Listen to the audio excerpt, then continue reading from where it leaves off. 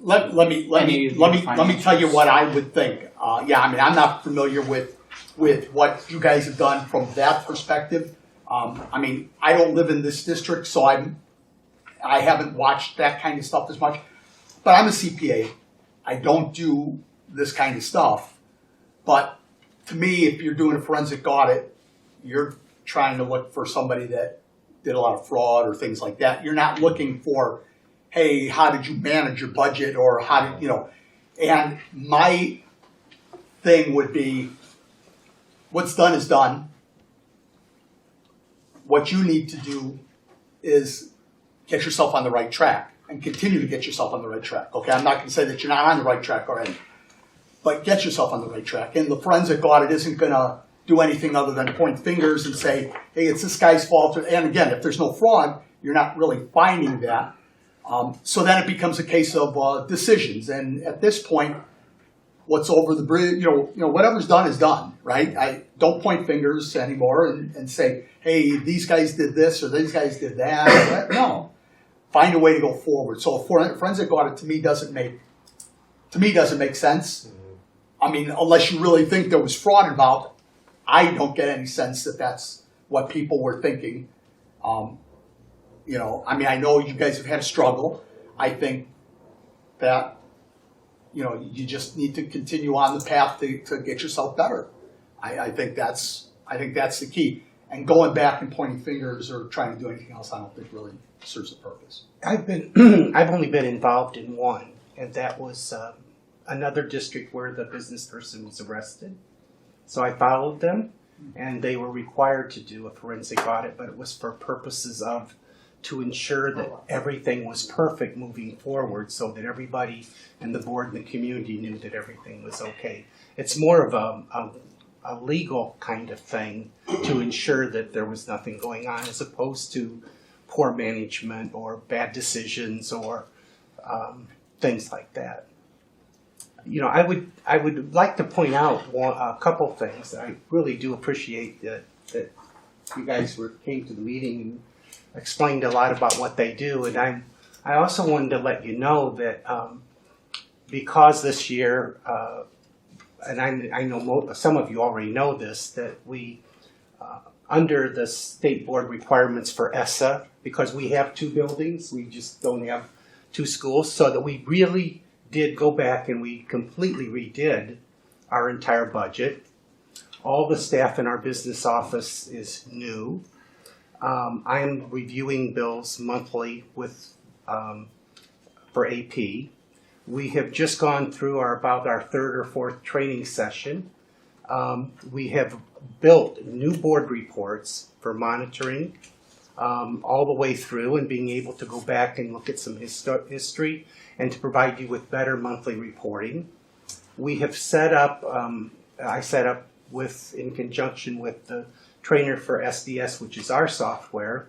Now all the administrators have full access to the general ledger, so they can monitor all the expenses, and they all have access to all the reports that they didn't have before. And we now have the ability to print a full program accounting, actually by program. So it makes our reporting for ESSA at the end of the year, when we have to report the cost per building or per school out.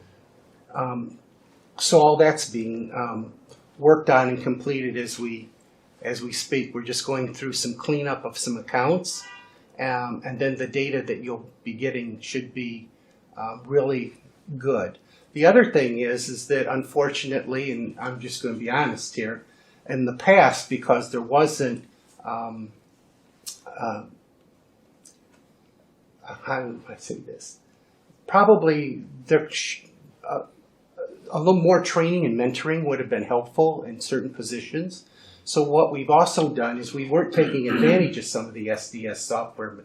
So the other thing that we have done is that we are on a plan to implement, for example, they've been doing manual purchase orders here forever. That's all being changed over the next several months. We're in the process of doing that, so it'll all be electronic. So that'll be taken care of. We're also on doing that with the P cards, which I'm sure you have P cards or not? Yeah. So we're doing that with the P cards, so we have a better monitoring system. because that's probably one of the areas that's kind of hardest to do. So that's going to kind of clean up all of that too. The other thing that we did from a budgetary standpoint is that nobody ever took the time to distribute all the benefits automatically each month. So people were doing journals on how much insurance should go to this account, that account. That's all being set up. So it'll be distributed automatically. So all your accounts will be accurate all the way down to the program level. So I think that's all good stuff, you know, and it's moving in a nice way. And when you get your first set of board reports that we've redesigned, I think you'll actually like the new look, because the old look, even for me, was very difficult to understand, but this will be simpler and you'll be able to get that information. The other thing is that we'll be able to, in the future, then add multiple years on there so that you can see percent of this year's spending versus last year, so you can see kind of, you know, so we can look for variances, because the variances is the key. That's what like Glenbrook, I really didn't care about most of the accounts, except when somebody said we're 25 more spent today than yesterday, you know, than last year. And then I would probably ask a question, well, why is that? So those are all good things. I mean, and part of that is I want to really make sure that you understand that Kimmy is doing a fantastic job, because we, you know, had our AP person, our payroll person leave, and so she's really done a very nice job. And in the district, we have the payroll and AP, but it's kind of split between the superintendent's secretary and then Kimmy. And then the other thing that will happen too is, and I think Tom mentioned this, and it's a typical high school thing where you can basically just decentralize purchasing and stuff. Eventually, their secretaries at the buildings will be able to see all those bills. They'll be able to basically start the requisition process, which will take a little, hopefully, workload off of the building principals, the superintendent, and others. So we've set everybody up with their own accounts. So for buildings and grounds, they have their own accounts, can monitor. So I think all that part is good. I think the next piece is just, and it was mentioned here tonight, is getting a handle on the facilities piece. You know, we're working on that. And the other piece is just to plan to do a financial plan. We've done projections in the past, but tying it really to instruction is, and what we need to do with facilities is just so important. The other thing I would ask, if as long as they're here, is I know when I was at Glenbrook, we did some cooperative purchasing, the high school and the elementaries. Is that something that would be? The biggest one is, we'd be interested, you know. I mean, especially in the area of transportation, sometimes food service and other things, and it did save us money. All of we kind of did it together, so I don't know if that's something we would entertain in the future. Yeah, you know, we've joined a variety of different,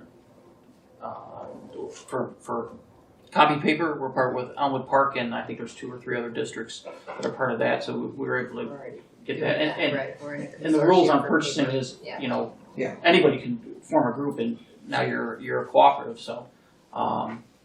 You know, and sometimes, you know, the national IPA is another one, and they're going to say, you know, if you're going to buy this chair, you're going to get the best price on this chair. And we'll say, great, let me see your best price.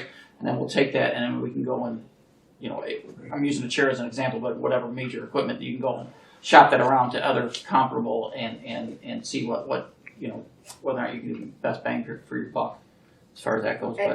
And I don't know if the finance committee realizes that we're already in a cooperative for the tax appeal, that we participate in that with the Robin Schwartz. So yeah.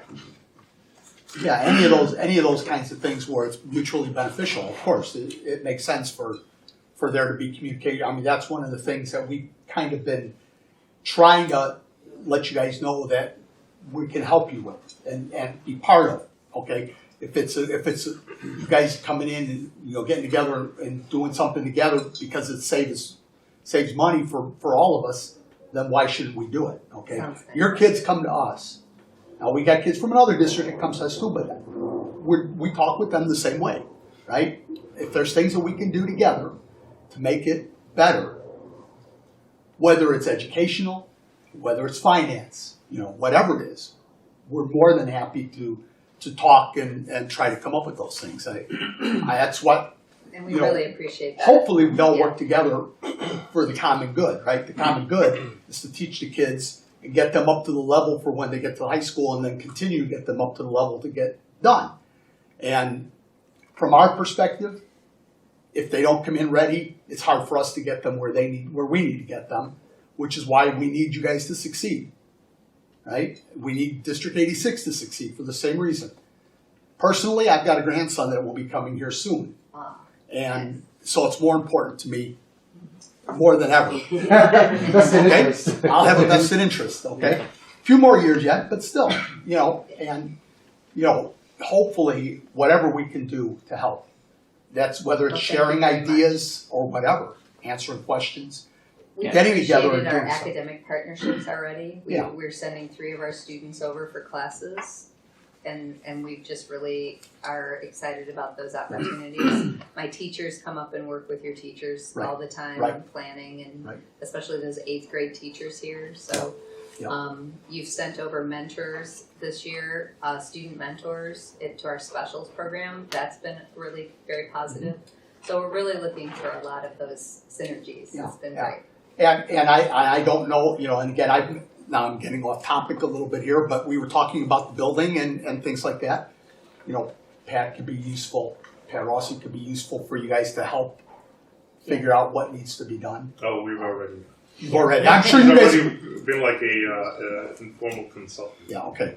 It's been very. But that's again, we've got resources that we can share, and certainly it makes sense to share them. And like I said, everything needs to be about looking forward now. Forget what happened. Forget how because it might not have even been anybody's fault that things happened the way they happened and the balances were low and this and that. I mean, who really knows? Things happen, and because they were low for us for quite a while too. And you just have to find your way out of it. And I'm sure if you're working together, it's going to happen. I want to touch on one thing. It's for you, Dr. Schilling and Ms. Palmer. So when we get our board report in November, we will be able to compare where we are this year to where we were last year at the same time in those respective areas. Well, it's very different this year. So our budgeting has to be site-based.